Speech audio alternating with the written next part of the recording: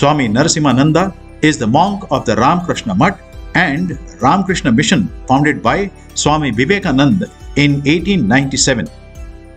He is presently the secretary of the Ramakrishna Mission Sevashrama in Kerala.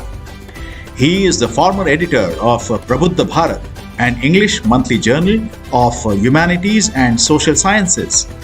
He has edited a volume of Swami Vivekananda's teachings titled Vivekananda Reader. He specializes in Indian studies, Indian philosophy, sociology of religion, philosophy of religion, and religious studies. He is an editor and executive council member of HNet, Humanities and Social Sciences Online. He is also a member of the editorial board of the American Academy of Religious online publication, Reading Religion. He has publications in Hindi, English, Sanskrit, Malayalam, Bengali, and Tamil.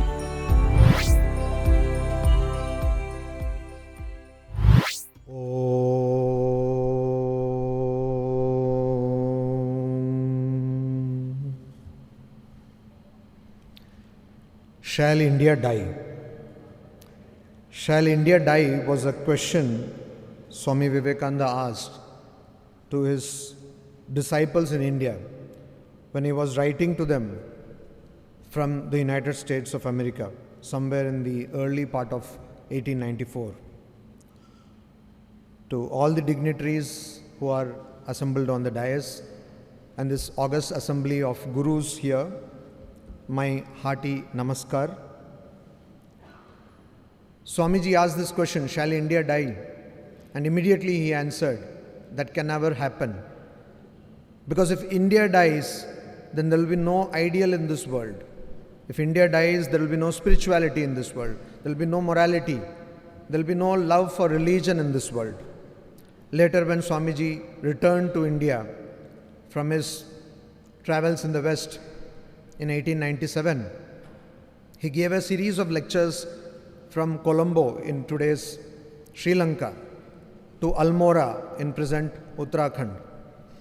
And in all these lectures he said, every nation has a backbone, as a pivot, as a focus. And for India it is spirituality, it is religion.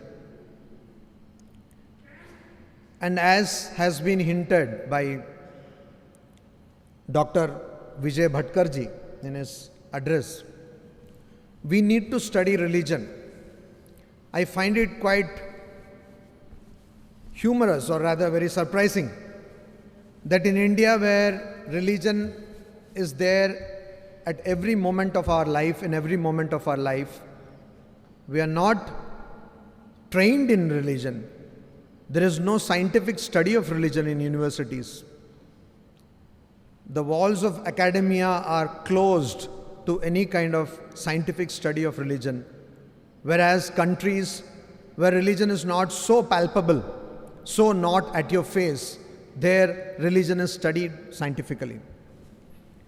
In his lecture, The Work Before Us, Swami Vivekananda says that today it is our duty to give to the world the fountain of spirituality which we have inherited.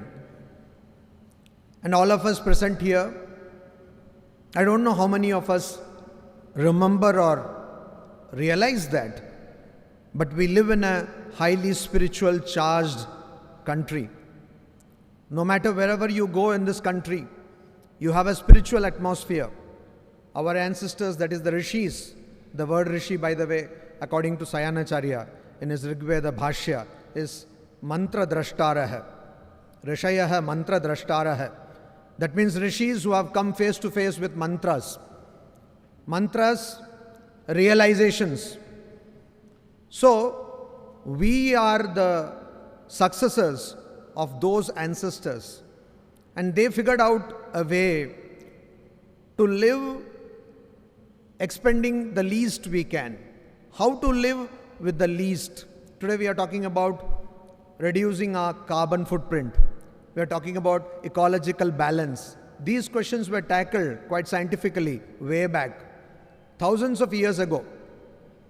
And today we want to trace science back to the Vedas Because let us face it, the unfortunate fact is most of us are unaware of what is written in the Vedas. So somehow we want validation from the West. We don't need, as Swami Vivekananda did not tire of pointing out, that when the Western civilization was practically savages, India had rishis who had figured the concepts of both the external world and the internal world. The confluence of science and spirituality happened much early in India, thousands of years ago. The atomic theory was quite figured before even Kanada came into the scene, presenting his Vaisheshika philosophy. Because Kanada very much goes into details about atoms and molecules. Definitely the theory was already there.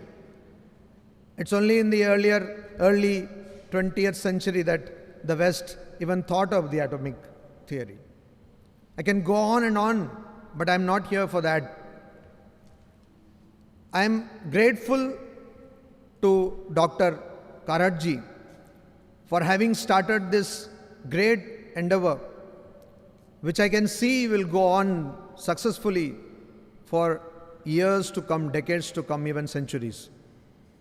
But the question is, do Indians, we have the endeavor, the effort, the patience to come synergetically and work towards this goal? We have visionaries, we always had. But what we need today, as Swami Vivekananda said 100 years ago, what we today need, he said that more than 100 years ago, is a band of young men. Young men and women who can work, who can translate these ideas into practice, who can take this wisdom to every nook and corner of this country and also to the world. India, has it become the Vishwaguru? The question is not, has it become the Vishwaguru? Have we realized that it has been the Vishwaguru all along? That is the question. That is the right question to ask. Because all of you who are using an Android phone are being dictated by the artificial intelligence. It was India which said, Prajnanam Brahma. This ultimate reality is consciousness, and there is nothing artificial about it. It's your true nature. It's quite natural to you. And that, and also the digit 0, which is quite crucial to artificial or any other intelligence. Earlier, as Rahulji pointed out, there is a great attempt going on here, as I was made to understand, to bring a curriculum on consciousness. And that's a commendable effort. And we have to work synergetically